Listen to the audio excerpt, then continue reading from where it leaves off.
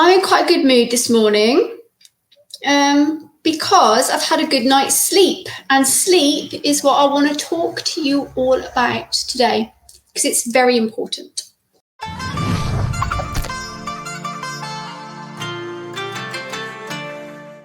In fact, it's so important that I actually, I'm already a qualified sleep trainer. Yes, there is such a thing, let me tell you. But I'm doing a further qualification, which will mean that I'm a certified sleep science coach. So I will be able to use evidence-based methods to help my clients get better sleep. And that's because I believe it is as important as nutrition. Can you believe I'm actually saying that? It is as important as nutrition. So I wanted to talk a little bit about sleep and also our attitude towards sleep as business owners. Most of my followers are business owners, I know. And also just, I guess, that corporate culture in general, right? So I want to talk a little bit about sleep. And why, if you're not getting enough, it will be affecting your performance at work or in your business. So, out of interest, all of you people watching, how much sleep do you get per night? Oh, Terry, you used to have abysmal sleep, but you've made some dramatic changes and now you sleep like a baby. Tell me what those changes are, Terry. I'll be very interested to know. But yeah, let me know what changes you've made to your routine. And everyone else who's watching, let me know how much sleep you get and whether you think it's important or not. So obviously we do need sleep to function, right? And the reason I think it's so important is it affects our physical, emotional, and mental health, right? It affects your physical health because people who don't get enough sleep are more at risk of getting cardiovascular disease, of heart disease. 80% of all car crashes in the US, I learned this the other day, are from people who are sleep deprived, which I thought was interesting. So yeah, it's really important. It affects your physical health. It affects your emotional health. You know, it's the reason that it's used as torture, right? Keeping people awake. It affects your emotional resilience. If you don't get enough sleep, it increases your negative thought patterns, it increases anxiety. And 80% of all people who have mental health issues also have chronic sleep problems as well. So definitely, it's really, really important. So we need to be asleep for long enough to go through these 4 stages of sleep, right? So you have stage 1 and 2, which are generally light stages of sleep. Then we have, they were separate, stage 3 and stage 4, which are deep sleep, but we'll kind of put those together now, which is called slow wave sleep. But the important one is at the end of this cycle. So this cycle generally takes 90 to 110 minutes. At the end, we get REM sleep, which is rapid eye movement sleep.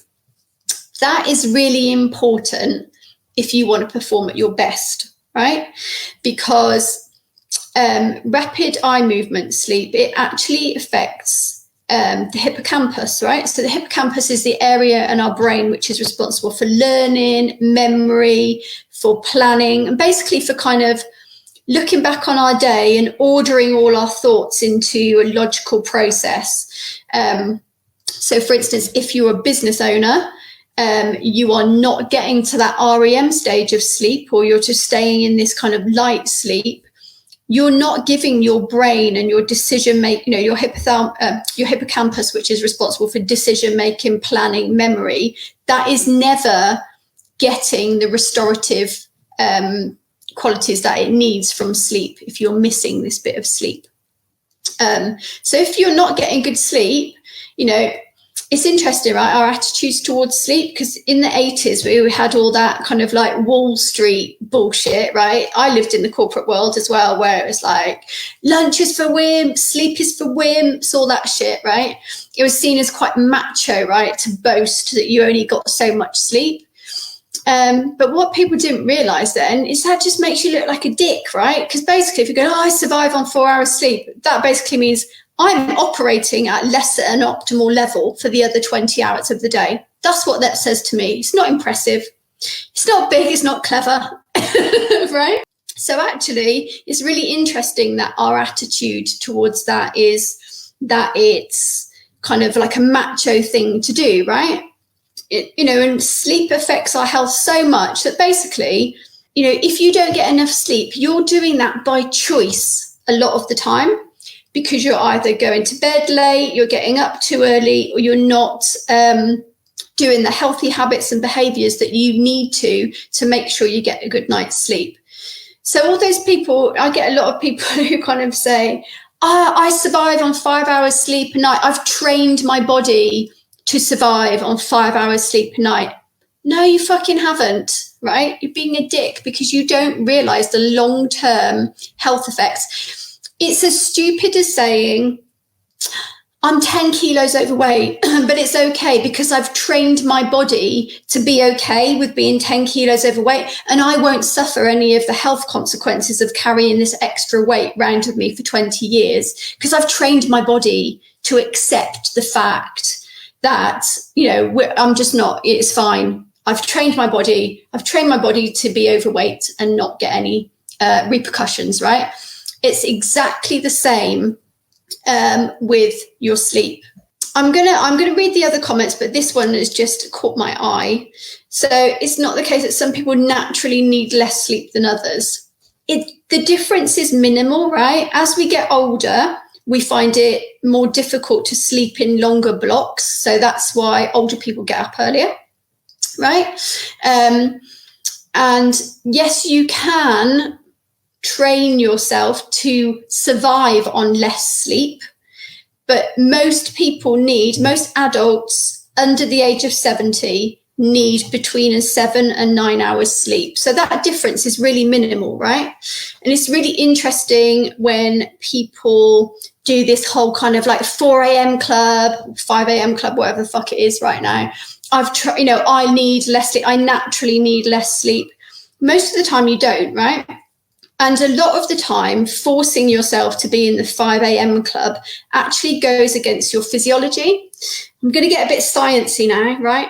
A bit sciencey. So we've got obviously circadian rhythms, okay, which we get kind of external stimuli, right, from these circadian rhythms. We also have another clock in our body called the suprachiasmatic nucleus. And it's like the master clock of our body. It kind of runs the same as a circadian rhythm, but it's not quite the same length, right? So if your suprachiasmatic nucleus runs a little bit fast, it means that's why you're a morning person, right? Because some people go, I'm a morning person or I'm a night owl. If your suprachiasmatic nucleus runs a little bit fast, it means that you're generally a morning person. So there's a physiological reason for you being a morning person. If I'm going to call it an SCN now, that's what it is. If your SCN runs a little bit slow, that means you're generally a night owl, right? So if you have a slow SCN, it runs a little bit slow, then you're forcing yourself to be part of the 4 a.m. club, you're actually going against the physiology in your body, like going against your master clock, right? So, sorry, Zach, that was quite a long answer to that question. Yes, some people naturally need a little bit less sleep, but most adults between the age of kind of 20 and 70 need 7 to 9 hours. So that kind of difference is quite minimal. Anyone who says they're surviving on 5 hours sleep, they're doing themselves chronic damage, which they'll pay for later on, basically. Just going to go through the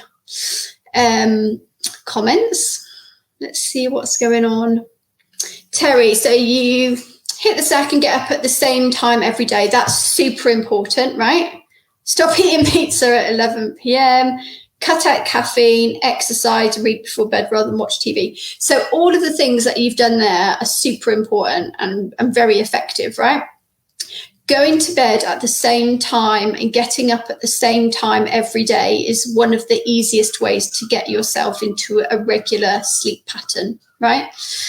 Eating before bed. This is a little bit of a myth, right? Should you never eat before bed? Not necessarily. Should you not eat pizza before bed? Probably, right? Because when you eat something heavy before bed, your body needs to digest it. So it raises your body temperature.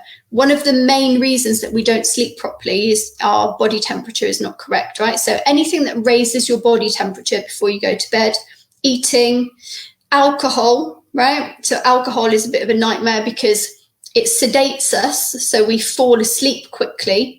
But when it wears off, as we try and metabolize the alcohol, our body tries to get rid of it, our body heats up, right? So that's why you wake up in the middle of the night when you're pissed, basically.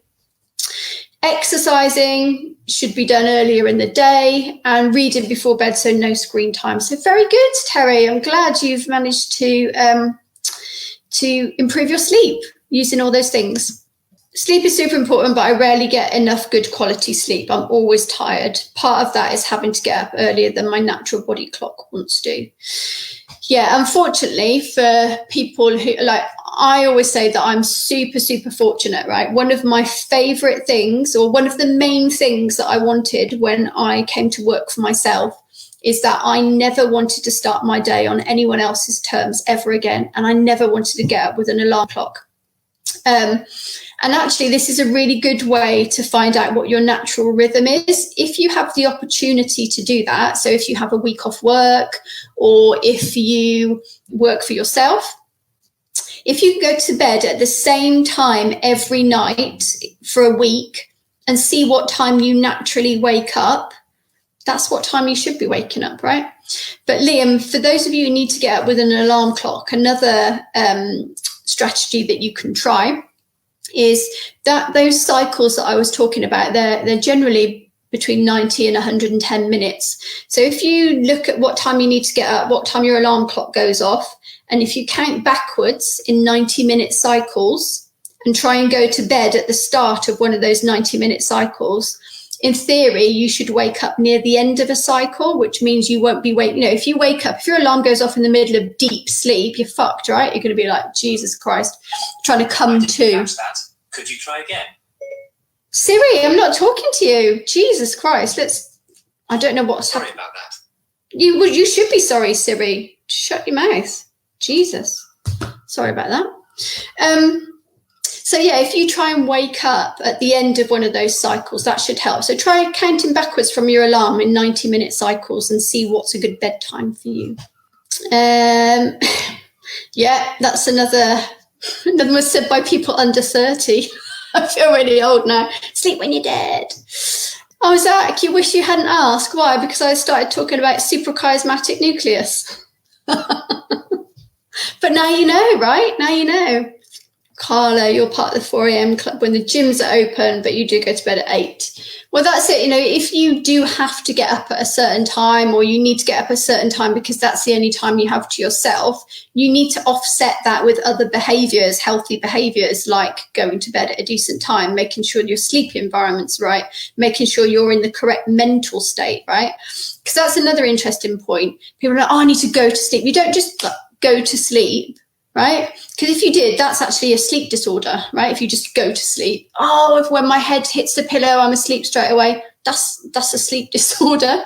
Like, think of going to bed and going to sleep. It's a transition from one state to another. It's not sleep. Oh, imagine if I was a hypnotist now. Sleep, like Shabnam Raja. Is that what she does? But you should think of it as a transition. So you should be winding down before you go to bed and getting yourself in the right physical and mental state to fall asleep. So yeah, it's a transition. It's not just go to sleep. Pizza, Nazi. You can eat pizza as part of a well-balanced diet. Just don't eat it 20 minutes before bed. That's my doorbell. I'll be back in a second.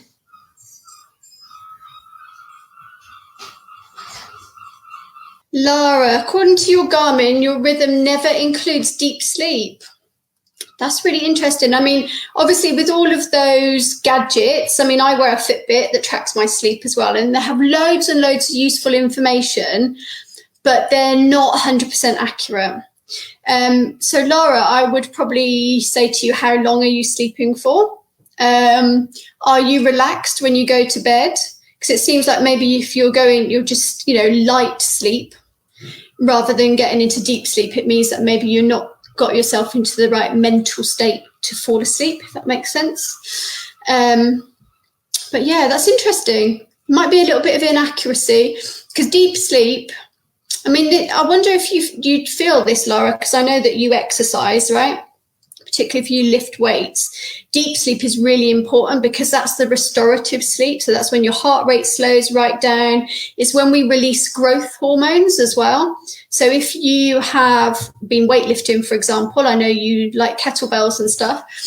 If you're never getting into that deep sleep, then the growth hormone isn't being released to help you repair your muscles. So do you feel really sore when you wake up? What I would suggest is you take a supplement called ZMA.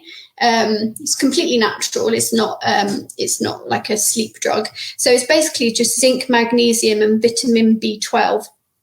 And the combination of those actually helps promote a more restful sleep. So look it up. ZMA is called zinc, magnesium, and vitamin B12. But get some of that and see if that helps. Robert. Hi, Robert. Thanks for watching. Any tips for stopping yourself from scrolling social media before bed? Well, don't do it. Is one tip. So ideally, you shouldn't have any electronics in the bedroom. So you should, and I understand how difficult this is, right? Ideally, in an ideal world, we would stop looking at screens about an hour before you go to bed. I know that's not always possible. I know some people wind down by watching TV and stuff. But the kind of not life-changing, I'm exaggerating that a little bit, but something which really affected my sleep massively was I started charging my phone outside of my bedroom. So don't keep your phone in your bedroom. Don't charge your phone in your bedroom. If you need to wake up at a particular time by an alarm clock, just like a bog standard kind of not an analog one. Actually, the Philips Lumi lights are really good. So it's an alarm clock which basically mimics the sunrise. And they're actually prescribed for people with seasonal affective disorder, the medical grade ones. So have a look at that. But 100% don't have your phone in your bedroom when you fall asleep. That is my top tip for that. Robert, you're not alone, Robert. So many people I actually find, I guess it's different for me, right? Because I've actually been through that process and I've seen the benefits, but I actually find it quite shocking that people look at their phone while they're in bed. It's probably one of the worst things that you can do. So yeah, I would really have a look at charging your phone outside of the bedroom. That's my top tip. Worse than shooting heroin into your eyes. Well, there's lots of things I could say about that, Zach Lacey. Haven't actually put heroin in my eyes before. But, looking at your phone for sure. Basically, what is happening now is it's emitting blue light, right? So our brain associates blue light with the sky, right? So when we look at the sky and it's blue, we know that it's time to wake up, right? So what happens then is your eyes send a signal to your brain to say that you should wake up, and then your brain starts to decrease the production of melatonin, which stops you feeling sleepy. So actually there's a scientific reason why it's actually quite bad to look at your screen. I don't know if it's worse than putting heroin in your eyes. I suspect putting heroin in your eyes has a much more serious effect short term, but the long term chronic effects of always looking at your phone every night before bed probably mean that that's the worst thing to do in the long run. Hope that answers your question, Zach.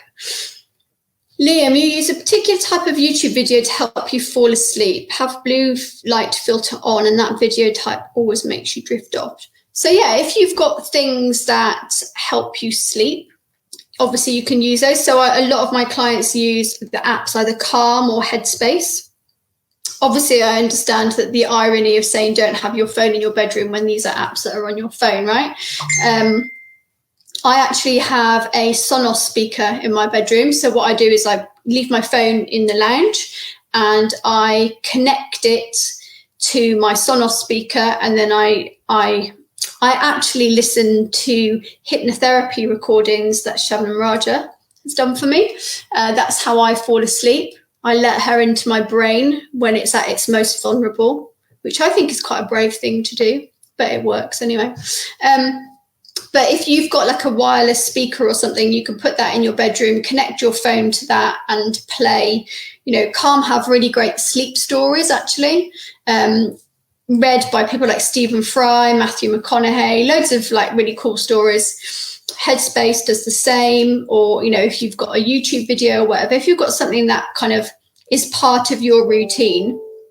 Our bodies like routine, right? If you do the same thing, the same sequence of events before you go to bed that are all relaxing, your body starts to learn and understand that routine and actually says, okay, right, it's time for us to go to sleep. You tried to use Headspace to fall asleep. It was mostly effective, except I always woke up when the sleep cast or sleep meditation stopped. You must have been in quite a light sleep. Maybe stage 1. Stage 1 is when we kind of disengage from our environment, but there is some kind of awareness of what's going on. So it could be that you are still in quite a light stage of sleep. Cool. So I think that's all I'm going to say today about sleep. Maybe I'll keep you updated when I get my certification and share some more evidence-based sleep techniques with you. If you've got any questions, or if you want to tell me anything about your sleep, drop it in the comments below. Thanks for watching.